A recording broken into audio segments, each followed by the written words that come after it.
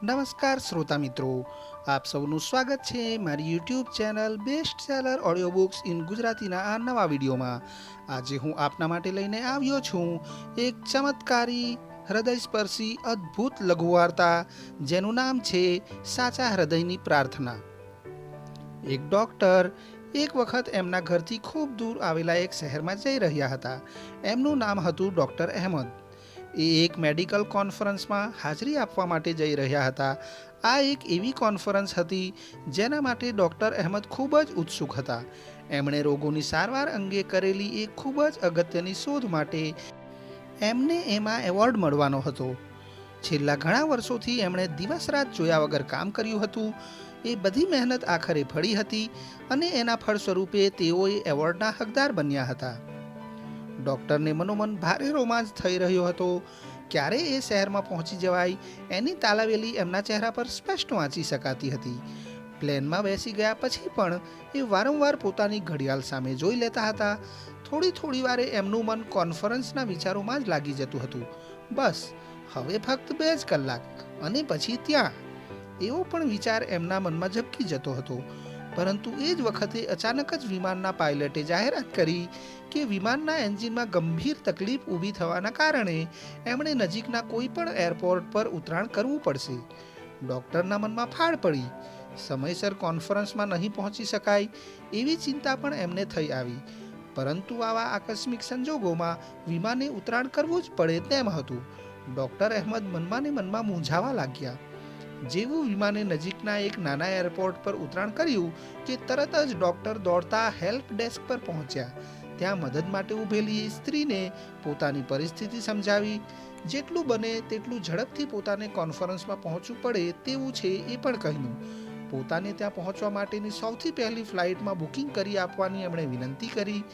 1-2 કલાકમાં જ કોઈ ફ્લાઇટ હોય તો વધારે સારું એવું ભાર દઈને જણાવ્યું.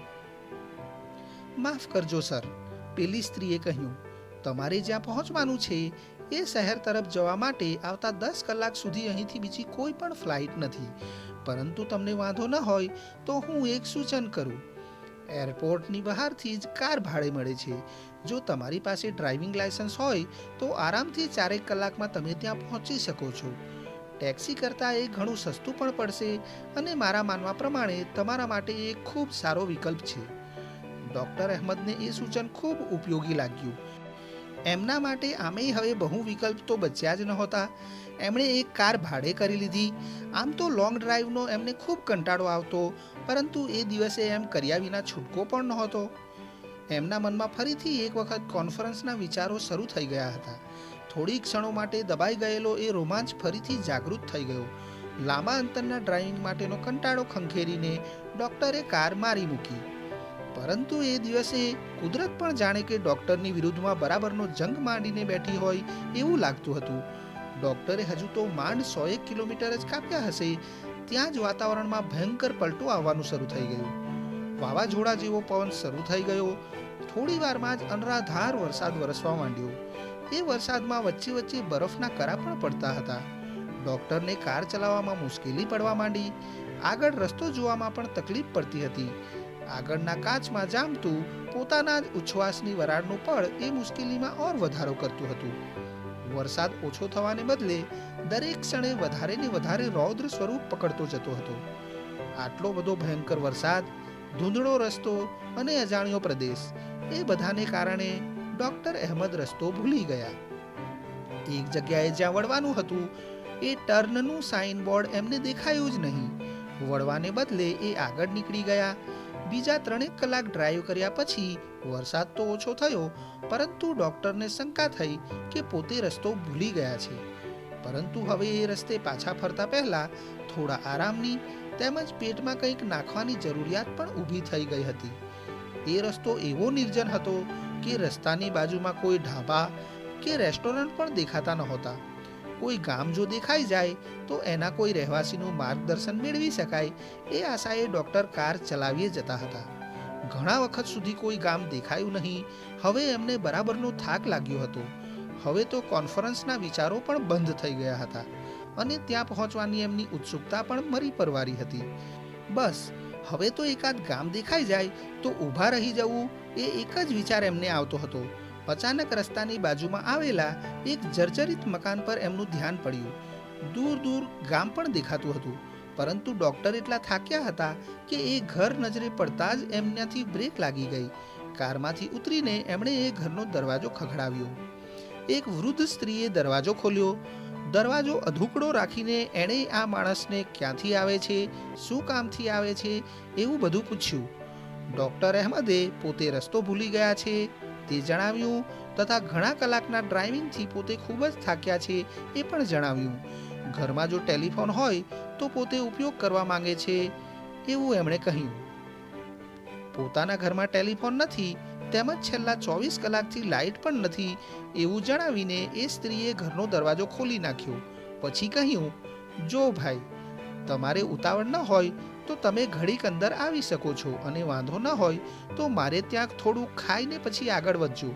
તમારો ચહેરો જોતા તમે ખૂબ જ થાક્યા હો એવું લાગે છે.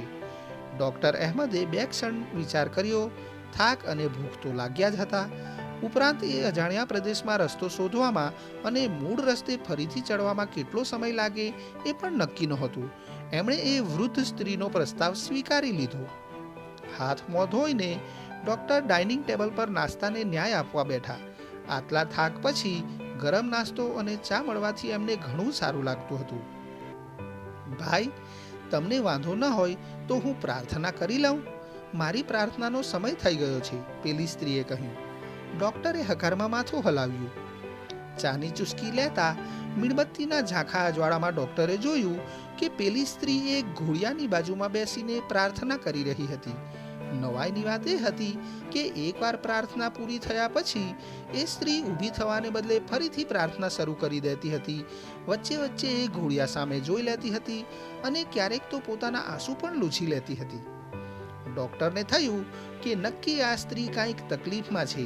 એના આંસુ કહી રહ્યા હતા કે તકલીફ સાદી નહીં પણ ગંભીર છે. કદાચ એને કોઈ મદદની જરૂર હોય અને પોતે ક્યાંક મદદરૂપ થઈ શકે તેમ હોય તો પોતે એ માટે તૈયાર છે એવું જણાવવા એણે કહ્યું, બહેન, જો તમને વાંધો ન હોય અને મારા જેવા અજાણ્યાને કહી શકતા હો તો હું તમારા દુઃખ વિશે સાંભળવા અને બને તો મદદરૂપ થવા તૈયાર છું. હું જોઈ રહ્યો છું કે તમે કંઈક મોટી તકલીફમાં લાગો છો. પેલી સ્ત્રીએ થોડીવાર ડૉક્ટર સામે જોયું, પછી કહ્યું, ભાઈ, ઉપરવાળો આમ તો મારી ઘણી પ્રાર્થનાઓ સાંભળે છે, પરંતુ ખબર નહીં આ વખતે મારી પ્રાર્થનામાં એવી તે કઈ ખામી રહી ગઈ છે કે બસ એક આ પ્રાર્થનાનો નથી તો એ જવાબ આપતો કે નથી કાંઈ રસ્તો બતાવતો. કદાચ મારી શ્રદ્ધામાં કાંઈ ખોટ હશે, નહીંતર સાવ આવું તો ન જ બને. એટલું કહેતા એની આંખોમાં આંસુ ભરાઈ આવ્યા. બહેન, ડૉક્ટર અહેમદે કહ્યું, તમને જો વાંધો ન હોય તો મને કહેશો કે એવી કઈ વાત છે જે તમને વારંવાર રડાવી દે છે? એવું તો શું છે જે તમને એક પ્રાર્થના પછી તરત જ બીજી પ્રાર્થના કરાવડાવે છે? શું હું તમને કોઈ રીતે ઉપયોગી થઈ શકું? થોડીવાર એ સ્ત્રી ડૉક્ટર અહેમદ સામે જોઈ રહી. ડૉક્ટરના અવાજમાં રહેલી સાચી સહાનુભૂતિ એને સ્પર્શી ગઈ હતી. એણે વાત શરૂ કરી, ભાઈ, આ ઘોડિયામાં સૂતો છે એ મારો પૌત્ર છે. એના મા બાપ થોડા સમય પહેલા કાર અકસ્માતમાં મૃત્યુ પામ્યા છે. આ બાળકને એક એવા પ્રકારનું કેન્સર છે કે આજુબાજુના શહેરોના કોઈ પણ ડૉક્ટર એની સારવાર કરી શકે તેમ નથી. નજીકના એક મોટા શહેરના ડૉક્ટરે કહ્યું છે કે આ રોગની સારવાર અહીંયા શક્ય જ નથી, પરંતુ અહીંથી ખૂબ દૂર દેશના દક્ષિણ ભાગમાં એક ડૉક્ટર એવા છે જે આ કેન્સરની સફળતાપૂર્વક સારવાર કરી શકે છે. પરંતુ ભાઈ, હું એકલી ઘરડી સ્ત્રી આટલા નાના માંદા બાળકને લઈને એમને શોધવા એટલે દૂર કઈ રીતે જાઉં? એટલે હું રોજ ઉપરવાળાને પ્રાર્થના કરું છું કે મને કોઈક રસ્તો બતાવે, પરંતુ ખબર નહીં મારી પ્રાર્થનાનો એ ક્યારે જવાબ આપશે. ફરી એકવાર એ સ્ત્રીની આંખો છલકાઈ ગઈ. તમને એ ડૉક્ટરનું નામ, સરનામું કે બાળકના કેન્સરનો પ્રકાર એવું કાંઈ ખબર છે? ડૉક્ટરે પૂછ્યું. હા ભાઈ, દીકરાની ફાઇલમાં એ ડૉક્ટરનું નામ તેમજ બીજી બધી વિગત લખી છે. ઊભા રહો, હું તમને એ જોઈને કહું. એ સ્ત્રીએ બાજુના ટેબલ પર પડેલી એના પૌત્રની ફાઇલ લઈને ખોલી. શું નામ છે એ ડૉક્ટરનું? ડૉક્ટરે પૂછ્યું. ડૉક્ટર અહેમદ, એ ફલાણા શહેરમાં રહે છે, પેલી સ્ત્રીએ જવાબ આપ્યો. ડૉક્ટર અહેમદની બંને આંખમાંથી આંસુની ધાર વહી નીકળી. એમણે રડતા રડતા જ કહ્યું, બહેન, ખરેખર ઉપરવાળો ખૂબ જ મહાન છે. એણે વિમાનમાં ખોટકો ઊભો કર્યો, વાવાઝોડું મોકલ્યું, અનરાધાર વરસાદ વરસાવ્યો, મને રસ્તો પણ ભૂલાવી દીધો. આ બધું એણે એટલા માટે કર્યું કે એ તમારી પ્રાર્થનાનો જવાબ જરા જુદી રીતે આપવા માંગતો હતો. એ તમને ડૉક્ટર અહેમદ સુધી પહોંચાડવા રાજી નહોતો, કારણ કે તમને કેટલી તકલીફ પડી શકે એ વાત એ બરાબર જાણતો હતો. એટલે જુઓ, એ ડૉક્ટર અહેમદને જ તમારી પાસે લઈ આવ્યો. બહેન, હું જ છું એ ડૉક્ટર અહેમદ. પેલી સ્ત્રી રડતા રડતા બોલી, હે ભગવાન, તું ખરેખર મહાન અને ખૂબ જ દયાળુ છે. પ્રાર્થનાનો જવાબ આપવાની તારી રીત ખરેખર નિરાળી છે. ડૉક્ટર અહેમદ પણ આંખમાં આંસુ સાથે એ જ શબ્દો મનમાં બોલતા હતા. સાચા હૃદયની પ્રાર્થના હોય તો ઈશ્વર પણ દર્દી સુધી ડૉક્ટર સ્વરૂપે પહોંચે છે. પણ હા, તમારી પ્રાર્થનામાં તમારો વિશ્વાસ પણ હોવો એટલો જ જરૂરી છે. તો શ્રોતા મિત્રો, અહીં આ અદ્ભુત વાર્તા સાચા હૃદયની પ્રાર્થના પૂર્ણ થાય છે. તમને આ વાર્તા કેવી લાગી એ તમારા પ્રતિભાવ કોમેન્ટ સ્વરૂપે મને જરૂરથી લખી જણાવશો. અને જો તમને આ વાર્તા પસંદ આવી હોય તો એને લાઈક કરશો, શેર કરશો.